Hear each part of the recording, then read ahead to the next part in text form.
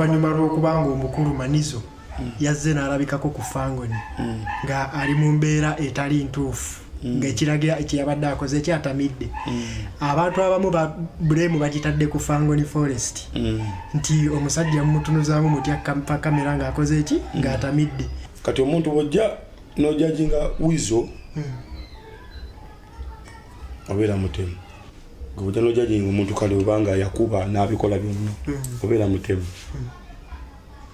Nabyo ne message kama ni katoguze abo bagwa dda. Gwe bw'ojja n'ogamba omuntu ng'oyo nti no yagwa gobeera omutemu era.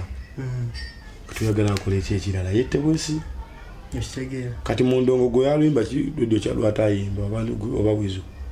Gola kiki bulamu n'obulamu n'ogamba wano wakola ki? Waganye nti babikola mu kaseera kaabwe byonna. Deni musajja muleka ali ku mberenge ze yasiga. Bana Uganda bebatemu bennyini bonga bo batemu baba naawe.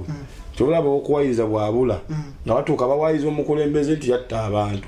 Naye nga gwo mwennyini gw'osooka okutta n'ebbawo n'ebigambo n'entegerayo. Abantu baraganga nnyo nti baagala Wizo kuba ye mukkakkamu tabeera nnyo mu ntalo oli munne ye muki ye mubi. Kati ate bwe baali bagamba owakavuyo bwakeera n'avaawo kati ate ne balaga nti ate baagala nnyo oli yali yagenda okusinga ono.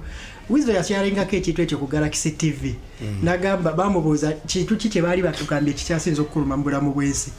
N'agamba omuntu yamuwandiikira n'amugamba nti mu kifo kya rediyo okufa singa gwe yafaamu.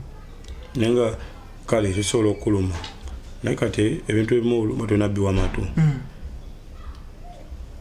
Yeyise amugamba singa wafaamu bamanyiganye nga baba tebamanyiganye.